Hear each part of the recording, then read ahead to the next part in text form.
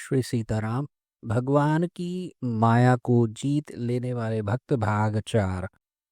भक्तों, आज हम श्री गाधी जी का चरित्र श्रवण करेंगे। गाधी जी विश्वामित्र जी के पिता थे। तो परंपरा कुछ ऐसी है कि श्री ब्रह्मा जी के पुत्र थे राज ऋषि कुश। कुश के पुत्र हुए कुशनाभ, और राजा कुशनाभ के आगे कोई पुत्र नहीं था। अतः श्रेष्ठ पुत्र की प्राप्ति हो, ऐसा करने के लिए उन्होंने पुत्रेष्ठी यज्ञ का अनुष्ठान किया।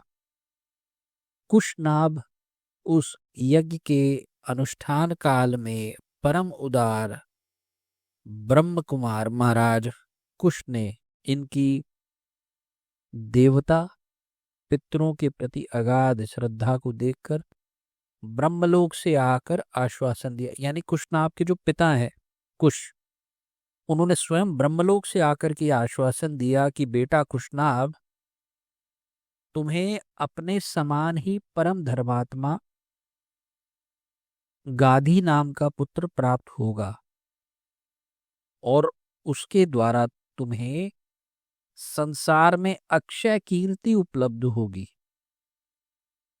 पृथ्वीपति कुशनाभ से ऐसा कहकर राज ऋषि कुश यानी उनके पिताजी आकाश में ही प्रविष्ट होकर सनातन ब्रह्मलोक को चले गए। अब कुछ काल के पश्चात बुद्धिमान राजा कुशनाभ के यहाँ परम धर्मज्ञ गाधी नाम का पुत्र उत्पन्न हुआ।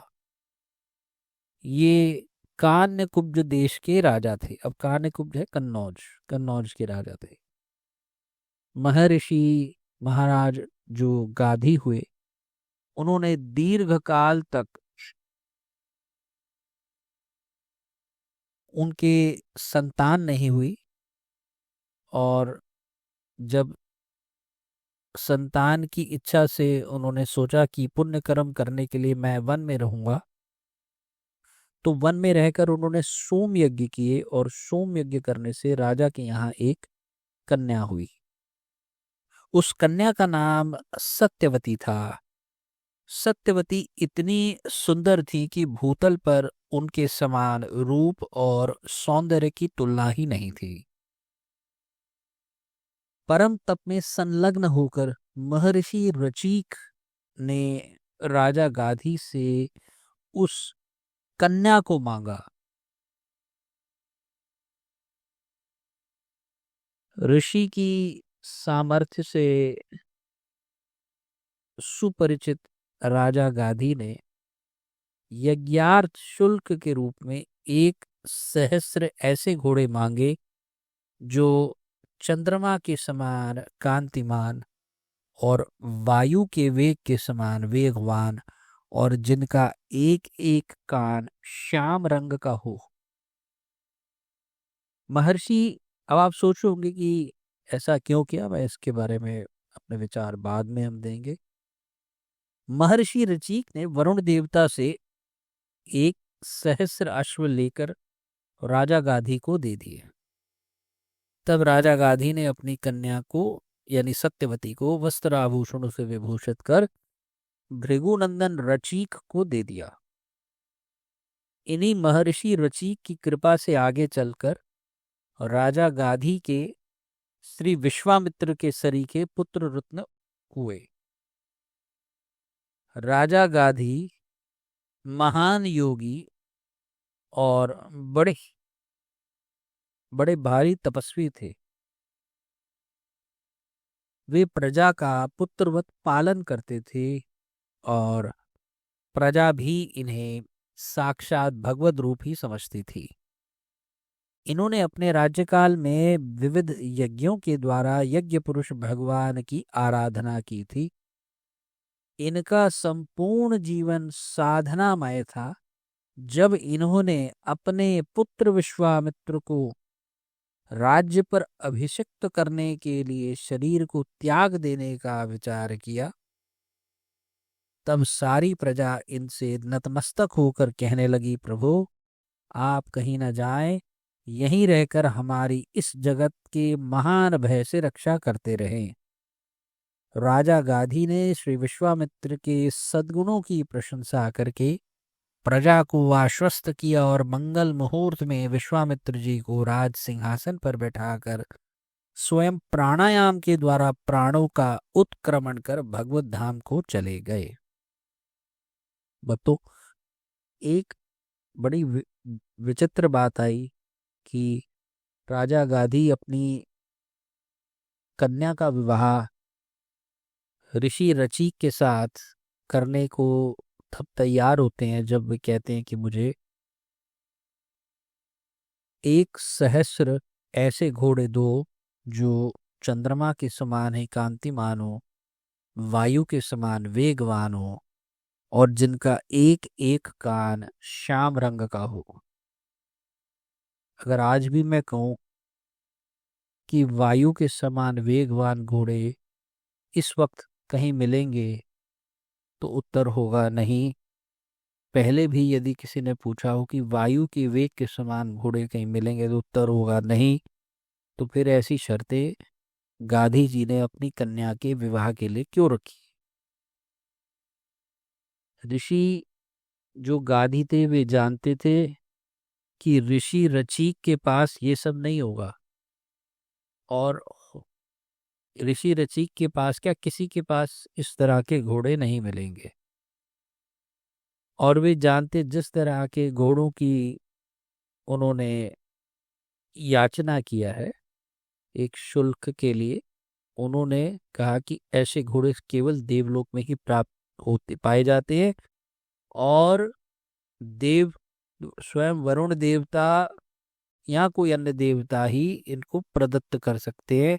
जिस ऋषि में इतना, जिस जीव में इतना सामर्थ्य होगा कि वो देव को प्रसन्न करके उनसे वरदान लेकर के ऐसे घोड़े ला करके हमें देगा, वही वास्तव में सामर्थ्यवान ऋषि होगा मेरी कन्या के लिए।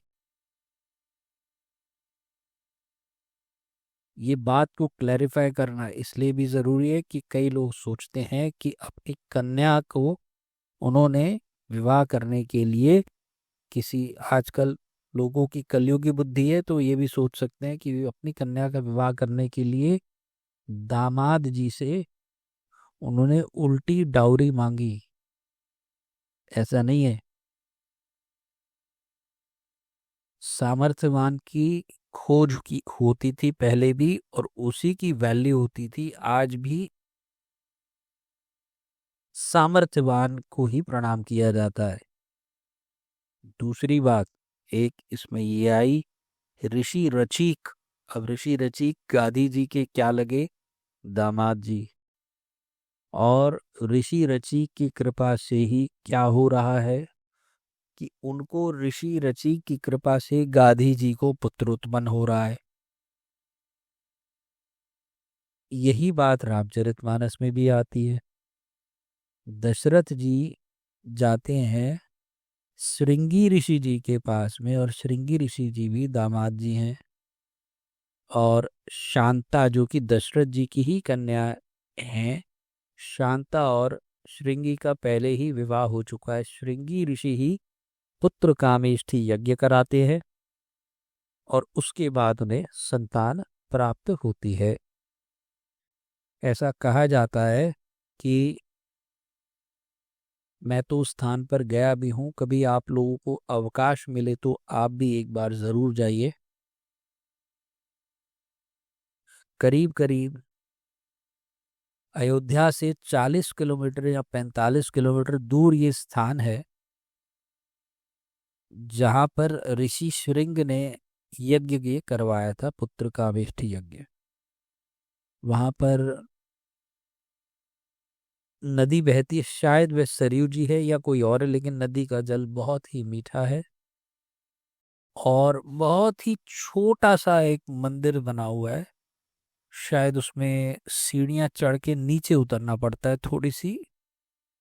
बहुत ही छोटी सी जगह है जहां पर समझो कि शांता जी की और एक अलग से श्रृंगी जी की, ऋषि जी की समाधि बनी हुई है।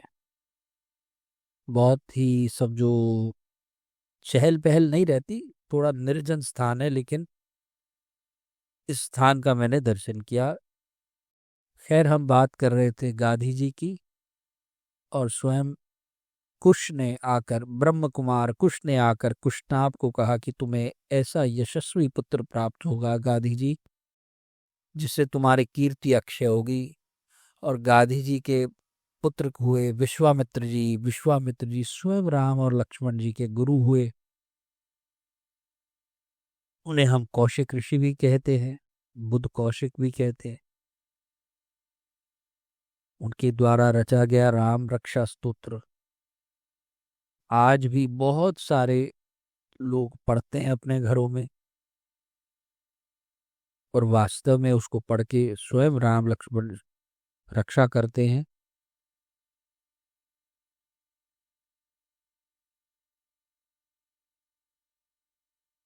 इसके साथ ही वाणी को विश्राम दूंगा।